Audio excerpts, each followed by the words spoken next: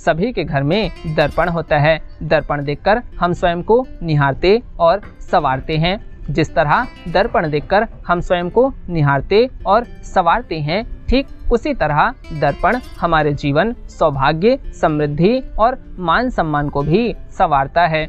लेकिन यदि दर्पण लगाते समय वास्तु के नियमों को ध्यान में नहीं रखा गया हो तो यह हमारे लिए परेशानियों का कारण भी बन सकता है। वास्तुशास्त्र कहता है कि दर्पण लगाने की स्थिति के आधार पर यह निर्भर करता है कि वह शुभ फल देगा या अशुभ फल। इसलिए दर्पण लगाते समय वास्तु में बताए गए कुछ नियमों को ध्यान में रखना आवश्यक होता है। नमस्कार मित्रों, स्वागत है आप सभी का विजन एस्ट्रो में। वीडियो में आगे बढ़े इससे पहले यदि आपने अभी तक इस चैनल को सब्सक्राइब नहीं किया है तो इस चैनल को सब्सक्राइब कर घंटी के आइकन को दबाकर नोटिफिकेशन बेल को भी क्लिक कर ले ताकि आपको हमारी नई वीडियोस की जानकारी मिलती रहे। तो आइए जानते हैं कि वास्तु के अनुसार दर्पण लगाते समय हमें किन किन नियमों को ध्यान में रखना चाहिए।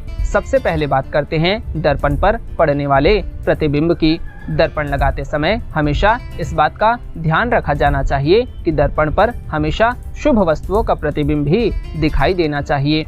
कभी भी ऐसे स्थान पर दर्पण नहीं लगाना चाहिए जहां से नकारात्मक वस्तुओं का प्रतिबिंब दर्पण पर दिखाई दे। यदि नकारात्मक वस्तुओं का प्रतिबिंब दर्पण पर दिखाई देता है तो घर में नकारात्मकता बढ़ने लगती है। इसलिए घर में टॉयलेट या बाथरूम के सामने दर्पण लगाने से मना किया जाता है।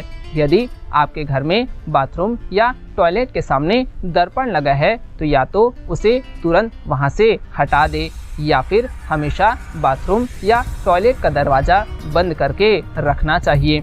इसके अलावा शयन कक्ष में दर्पण लगाते समय इस बात का ध्यान रखा जाना चाहिए कि रात को सोते समय आपके शरीर का कोई अंग या पलंग का कोई हिस्सा दर्पण में दिखाई न दे। यदि आपके शरीर का कोई अंग या पलंग का कोई हिस्सा रात को सोते समय दर्पण में दिखाई देता है तो इससे दाम्पत्य जीवन में दरार आने लगती है।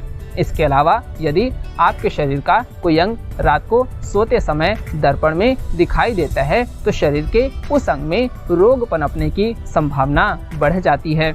इसलिए यदि आपके घर में भी ऐसी स्थिति बनी हुई है तो दर्पण को वहां से तुरंत हटा देना चाहिए। लेकिन यदि आपके लिए ऐसा करना संभव नहीं है तो आप रात को सोते समय दर्पण पर मोटा चादर लगाकर रख सकते हैं जिससे आपके शरीर का कोई अंग या पलंग का कोई हिस्सा दर्पण में दिखाई न दे। अब बात करते हैं दर्पण के आकार की। आजकल बाजार में कई तरह के डिज़ाइन के दर्पण आने लगे हैं। वास्तुशास्त्र कहता है कि अपनी मर्जी के अनुसार किसी भी आकार का दर्पण नहीं लगाना चाहिए। दर्पण हमेशा गोलाकार, अंडाकार या फिर समतल आकार का लगाना ही शुभ रहता है। इसके अलावा कभी भी दो दर्पणों को आमने सामने लगाकर नहीं रखना चाहिए। इससे परिवार के सदस्यों में तनाव बढ़ने लगता है जिससे घर में कलह की स्थिति उत्पन्न हो जाती है। तो मित्रों, ये थी जानकारी कि वास्तु के अनुसार दर्पण लगाते समय हमें किन किन नियमों का ध्यान रखना चाहिए। यदि इससे संबंधित आप और भी जानकारी चाहते हैं तो आप कमेंट बॉक्स में कमेंट करके बता सकते हैं। इस वीडियो से संबंधित यदि आपके कोई प्रश्न हैं तो आप कमेंट बॉक्स में कमेंट करके पूछ सकते हैं। वीडियो अच्छी लगी हो तो इसे लाइक और शेयर करें। आज के लिए बस इतना ही। फिर मिलेंगे अगली वीडियो में कुछ नई जानकारी के साथ। तब तक के लिए आप सबको नमस्कार।